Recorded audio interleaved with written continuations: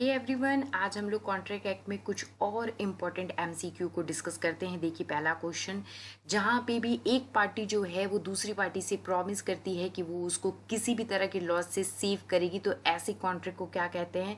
अगर आप Indian Contract act का सेक्शन 124 देखेंगे तो ये जो कॉन्ट्रैक्ट है उसको कॉन्ट्रैक्ट ऑफ इंडैमनिटी कहा जाता है। तो इसका करेक्ट आंसर ए है।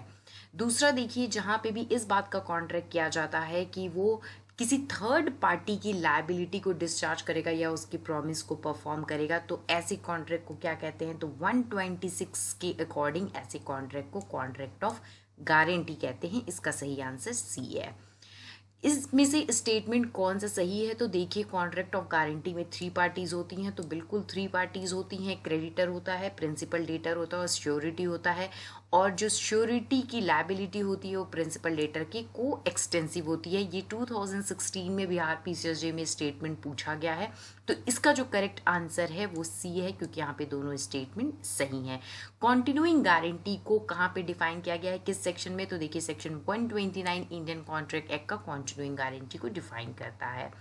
एजेंसी कब टर्मिनेट हो जाता है? तो देखिए, जो उस कॉन्ट्रैक्ट के लिए बनाया गया था एजेंसी, या तो वो परफॉर्म हो जाए, या तो प्रिंसिपल और एजेंट के बीच में कोई एग्रीमेंट हो जिससे वो एक सर्टेन टाइम पे उसको रिवोक कर दे, और या तो एजेंट जो है वो अपनी अथॉरिटी का को रिनाउंस कर दे। तो ऐसे तीनों ही केसेस में एजेंसी जो है वो रिवोक हो जाती है, टर्मिनेट हो जाती है। तो इसका सही आंसर डी है, ऑल ऑफ दी एबव। किस कॉन्ट्रैक्ट में कंसिडरेशन ज़रूरी नहीं है? ये एक इम्पॉर्टेंट क्वेश्चन है, और जब आप सेक्शन 185 देखेंगे तो वहाँ पे लिखा गया है कि एजेंसी के लिए कंसिडरेशन ज़रूरी नहीं है। तो इसका सही आंसर सी है। ये एक इम्पॉर्टेंट क्वेश्चन है, इसको ध्यान से देख लें। फिर आते हैं, सब एजेंट कहाँ पे डिफाइन किया गया है? तो सब एजेंट इंडियन कॉन्ट्रैक्ट एक्ट के सेक्शन 191 में डिफाइन किया गया है।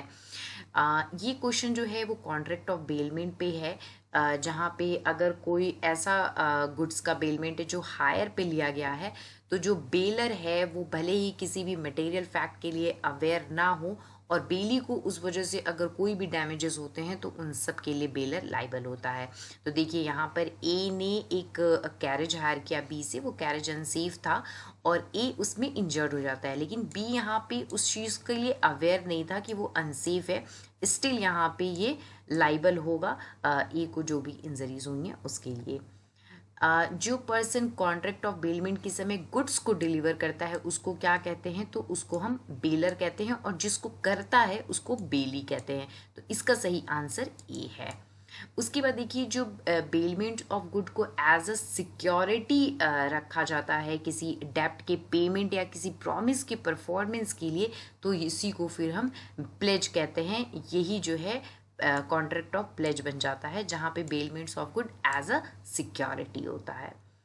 सेक्शन 178 इंडियन कॉन्ट्रैक्ट एक्ट किससे डील करता है? तो देखिए, प्लेज बाय मर्केंटाइल एजेंट, ये सेक्शन 178 यहाँ पे डील करता है।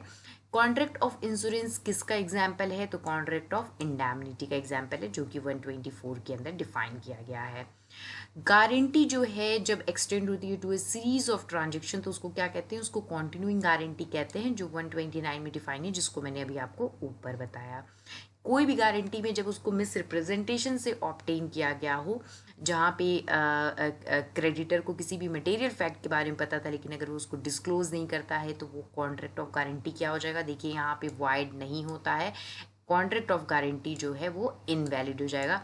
ये चीज़ का ध्यान आप रखें, यहाँ पे वो वाइड नहीं होगा, इनवैलिड होगा।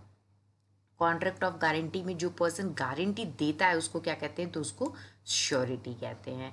कॉन्टिन्यूइंग गारंटी कभी भी रिवोक किया जा सकता है श्योरिटी के द्वारा, फ्यूचर ट्रांजेक्शन के लिए नोटिस देकर। वो नोटिस किसको देना होगा उसको कॉन्टिन्यूइंग गारंटी को रिवोक करने के लिए? तो क्रेडिटर को वो नोटिस देना होगा। सेक्शन 146 जो है वो किसकी लाइबिलिटीज़ की बात करता है? तो श्योरिटी और को श्योरिटीज़ दोनों की लाइबिलिटी की बात करता है 146। प्लेज में जो बेलर है वो क्या हो जाता है? वो पॉनर हो जाता है, और जो बेली होता है वो पॉनी हो जाता है। तो इस क्वेश्चन का जो आंसर है वो ए होगा। आज के लिए इतना ही, थैंक यू।